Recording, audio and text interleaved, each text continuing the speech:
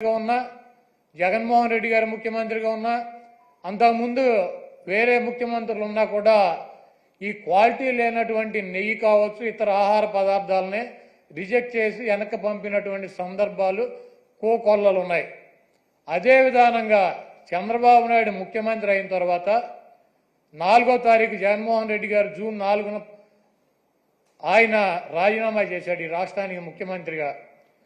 July 17వ తారీఖు వరకు అనేక ఆహార తినుబండారాలు ఆహారాన్ని సరఫరా చేసేటువంటి టెండర్లో తీసుకున్నటువంటి కాంట్రాక్టర్లో నెయ్యి సప్లై చేశారు, ఆహార పదార్థాలు సప్లై చేశారు. వాటిల్లో చంద్రబాబు ముఖ్యమంత్రిగా ఉండగా 17వ తారీఖున వచ్చినటువంటి ఒక ట్యాంకర్లో వాళ్ళకి కావాల్సినటువంటి మెజర్మెంట్స్లో లేదు నెయ్యి, కాబట్టి మేము దీన్ని రిజెక్ట్ చేస్తున్నాం అని చెప్పి దాన్ని వెనక పంపడం జరిగింది. ఆ నెయ్యిని వాడల గతంలో కూడా రిజెక్ట్ చేసి 18 సార్లు పంపించే ఎటువంటి నెయ్యిలు వస్తాయి. ఎప్పుడూ కూడా క్వాలిటీ లేనటువంటి నెయ్యి కానీ నూనె కానీ ఎటువంటి ఆహార పదార్థాలు తిరుమల తిరుపతి దేవస్థానంలో వాడినటువంటి పరిస్థితి లేదు. 17వ తారీఖున జూలై 17వ తారీఖున ఏం ఫస్ట్ టైం కాదు రిజెక్ట్ అవటం, కొన్ని వందల సార్లు రిజెక్ట్ అయినాయి అదే తిరుమల తిరుపతి దేవస్థానంలో. దానిని చంద్రబాబు నాయుడు రాజకీయ లబ్ధి కోసం జంతువుల కొవ్వు కలిసింది, ఆ కొవ్వుతో లడ్డూలు తయారు చేశారు, వాటిని ప్రసాదాలుగా భక్తులకు ఇచ్చారు. ఈ దేశంలో ఉన్నటువంటి వెంకటేశ్వర స్వామి భక్తులు తిరుపతి వెళ్ళినాళ్ళు లేకపోతే ఎవరైనా నాబోటాళ్ళు వెళ్ళి లడ్డు తీసుకొచ్చి 10 మందికి పంచి పెడతారు. వీళ్ళంతా కూడా అపవిత్రమైనటువంటి ప్రసాదాన్ని తీసుకున్నారు. కాబట్టి జగన్మోహన్ రెడ్డిని శిక్షించాలి అని చెప్పి చంద్రబాబు నాయుడు రాజకీయ ప్రయోజనాలు ఆశించి సొంత మామనే రాజకీయాల కోసం పదవి కోసం పార్టీ కోసం దిగజార్చి ఆయన మీద ఏ రకమైతే నిందలేసి ఆ పార్టీని తీసుకున్నాడో రాజకీయ లబ్ధి కోసం, అదేవిధంగా జగన్మోహన్ రెడ్డి గారు ఇబ్బంది పెట్టాలి రాజకీయంగా అని చెప్పి ప్రత్యక్షంగా కలియుగ దైవమైనటువంటి వెంకటేశ్వర స్వామినే ఆయన ప్రసాదాన్నే రాజకీయాల్లోకి లాక్కొచ్చేసినటువంటి దుర్మార్గమైనటువంటి వ్యక్తి చంద్రబాబు నాయుడు.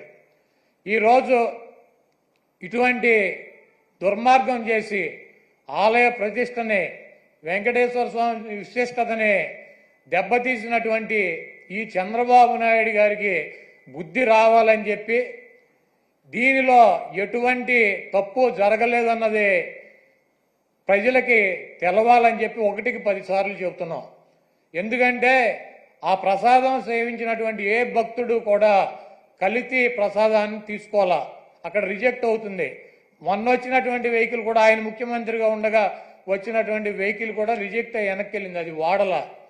అటువంటి పొరపాటు తిరుమల తిరుపతి దేవస్థానంలో జరగడానికి అవకాశం ఉంటుందో అక్కడ ఉన్నటువంటి బోర్డు కానీ అక్కడ ఉన్నటువంటి ల్యాబులు కానీ అక్కడ ఉన్నటువంటి ఉద్యోగులు కానీ ప్రతి వస్తువుని టెస్ట్ చేసే లోపలికి అనుమతి ఇచ్చేటువంటి పరిస్థితి ఉంటుంది. రిజెక్ట్ అయిన సందర్భాలు కోకొల్లలో ఎవరూ కూడా మేమేదో అపచారం చేశామనో లేకపోతే జంతువుల కొవ్వు కలిసినటువంటి ఆహారం తిన్నామనో ఎవరు కూడా బాధపడాల్సినటువంటి అవసరం లేదు. ఇది గతంలోనూ జరిగింది, ఇది ప్రాసెస్ జరుగుతూనే ఉంటుంది. ఎక్కడా కూడా ఏ ల్యాబ్ కూడా డైరెక్ట్గా దీంతో పశువులకు సంబంధించినటువంటి కొవ్వు కలిసిందని చెప్పి ఇవ్వాల. ఇలా జరిగి ఉండొచ్చు, అలా జరిగి ఉండొచ్చు, దీని మీద ఇంకా క్షుణ్ణంగా పరిశీలించాలని చెప్తే ఆ పనికిమాలిన రిపోర్ట్ ఒకటి తీసుకొచ్చి ఇది జరిగిపోయింది, తినేశారు, వండేశారు, స్వామికి పెట్టేశారు అని చెప్పి ఒక దేవుణ్ణి అడ్డం పెట్టుకునే రాజకీయాలు చేయడానికి దిగజారిపోయినటువంటి వ్యక్తుల్ని ఏమనాలి? ఇటువంటి వ్యక్తి ఈ రాష్ట్రానికి ముఖ్యమంత్రి. అంత ప్రతిష్ట కలిగినటువంటి గుడిని, అన్ని మహిమలు కలిగినటువంటి ఆ స్వామిని రాజకీయాల కోసం ఎవడన్నా అన్నం తినేవాడు బజారు లాగుతాడా? చంద్రబాబు నాయుడు భక్తుడా? నాకు 50 సంవత్సరాలు, 50 సంవత్సరాలు 40 సార్లు నేను తిరుపతి వెళ్ళా, 20 సార్లు గుండు కొట్టించుకున్నా, 15 సార్లు కింద నుంచి నడిచి వెళ్ళా, ప్రతి సంవత్సరం వెళ్తా. చంద్రబాబు నాయుడు ఎన్నిసార్లు గుండు కొట్టించుకున్నాడు అక్కడికి వెళ్ళి? వెంకటేశ్వర స్వామికి ఇష్టమైనది ఏంటి? భక్తులు మహిళలు కూడా వెళ్ళి గుండు చేయించుకుంటారు. మహిళలు కూడా వెళ్ళి గుండు చేయించుకుంటారు. ఈయన ఎన్నిసార్లు చేయించుకున్నాడు? ఈయన వెంకటేశ్వర స్వామి భక్తుడా? రాజకీయాలకు వెంకటేశ్వర స్వామి వాడుకుంటాడు. జగన్మోహన్ రెడ్డి గారిని రాజకీయంగా దెబ్బ కొట్టాలంటే నువ్వు డైరెక్టరా? ఆయన సిద్ధంగా ఉన్నాడు. వెంకటేశ్వర స్వామిని, మతాలని, కులాలని విచ్ఛిన్నం చేసి ఇది పెద్ద కుట్రగా మేము భావిస్తున్నాము. దీని మీద ఎటువంటి ఎంక్వైరీ అయినా సిద్ధంగా ఉన్నామని చెప్పి జగన్మోహన్ రెడ్డి గారు సుప్రీంకోర్టు న్యాయమూర్తికి, ప్రధాన న్యాయమూర్తికి లేఖ రాశారు. అదేవిధంగా ప్రధానమంత్రికి లెటర్ రాశారు. మీరు ఎటువంటి విచారణ జరిపినా వైఎస్ఆర్ కాంగ్రెస్ పార్టీ మేము సిద్ధంగా ఉన్నామని చెప్తే సిట్ అని చెప్పి ఈయన సిట్ అంటే కూర్చున్నవాడు, స్టాండ్ అంటే నుంచున్నవాడు ఒక ఆఫీసర్ని వేశాడు. ఏం రాస్తాడు? లోకేష్ దగ్గరికి, ఈయన దగ్గరికి వెళ్ళి ఏం రాయమంటారు సార్ అని చెప్పి అడిగి రాస్తారా సిట్ రిపోర్టు? మీకు దమ్ముంటే సుప్రీంకోర్టు ప్రధాన న్యాయమూర్తితో విచారణ జరిపించండి, లేకపోతే సిబిఐతో విచారణ జరిపించండి. ఏమీ లేవు. సిట్ అంటే కూర్చునేవాడు. ఈయన కూర్చోమంటే కూర్చునే సిట్ అనే ఒక పోలీస్ ఆఫీసర్ వేసి విచారణ జరిపిస్తాడంట.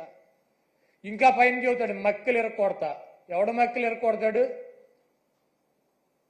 కాకినాడ ఎమ్మెల్యే ఒక ఎస్సీ ఒక కాలేజీ ప్రొఫెసర్ని మక్కలు ఎరకొట్టాడు. నువ్వేం చేసావు? ఆ ఎమ్మెల్యే మక్కలు ఎరకొట్టావా? వెస్ట్ గోదావరి జిల్లాలో ఈ రాజ్యాంగాన్ని రచించినటువంటి డాక్టర్ బిఆర్ అంబేద్కర్ గారి పటాన్ని చించి అవతల వారేశాడు. అక్కడ దళితులు ఆందోళన చేస్తున్నారు 2 చోట్ల కూడా. నువ్వేం చేసావు? పని 2 ఎమ్మెల్యేలు మక్కలు ఎరకొట్టావా? ఈ రాష్ట్రంలో నీ పార్టీ కార్యకర్తలు, నాయకులు బరి తెగించి రోడ్ల మీద వైఎస్ఆర్ కాంగ్రెస్ పార్టీ కార్యకర్తలను చంపుతున్నారు, నాయకులను చంపుతున్నారు. వీళ్ళ మక్కలు ఎరకొట్టావా? వాళ్ళ మీద కనీసం కేసులు పెట్టగలిగావా? నువ్వు నీ పార్టీ వాళ్ళ మక్కలు ఎరకొట్టలేవు, నువ్వు వచ్చి అవతల వాళ్ళ మక్కలు ఎరకొడతా. ఇవన్నీ పోసుకోవాలి కబుర్లు ఎందుకు? నీకు దమ్ముంటే నీ పార్టీలో జరుగుతున్నటువంటి అక్రమాలు, నీ పార్టీ ఎమ్మెల్యేలు, నీ పార్టీ కేడర్ చేస్తున్నటువంటి దుర్మార్గాలనే అరికట్టు, వాళ్ళ మీద చర్యలు తీసుకో. నువ్వు ఇవన్నీ చేయకుండా నొట్సలతోనే ఒకటి చెబుతావు, నోటితోనేమో ఒకటి చెబుతావు. ఇక 24 గంటల దేవుడైనా రాజకీయమే, మావైనా రాజకీయమే, ఏదైనా రాజకీయమైనా మన బతుకు.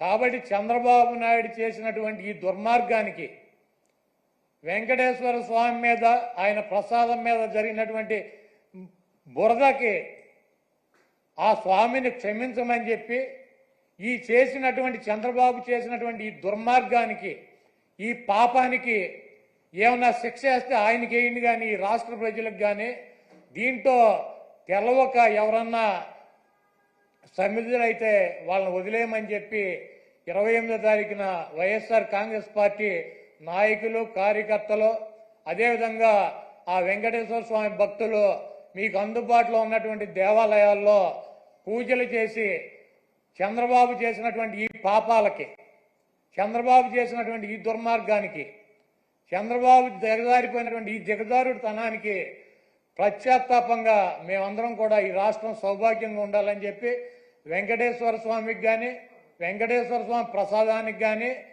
ఎవరూ కూడా హాని చేయలేరు. అది చెయ్యాలన్నటువంటి తలంపు వచ్చినా కూడా, చెయ్యవసరంలో తలంపు వచ్చినా కూడా ఆ స్వామే చంద్రబాబు కన్నా మహిమ ఉన్నవాడు, చంద్రబాబు కన్నా ఎక్కువ అధికారం ఉన్నవాడు. చంద్రబాబు లాంటి 1,00,000 మంది చంద్రబాబులను కూడా వెంకటేశ్వర స్వామిని కన్నెత్తి కూడా చూడలేనటువంటి శక్తి సామర్థ్యాలు ఉన్న ఆయన తప్పు ఈ కార్యక్రమంలో ఆయన పేరు అడ్డం పెట్టుకుని ఎవరైతే ఈ దుర్మార్గానికి పాల్పడ్డారో ఆ దేవుడే, ఆ వెంకటేశ్వర స్వామి ఆ వ్యక్తి మక్కిలెరకొట్టి ఒక మూల కూర్చోబెట్టే పరిస్థితి త్వరలోనే మనం అందరం చూస్తాం.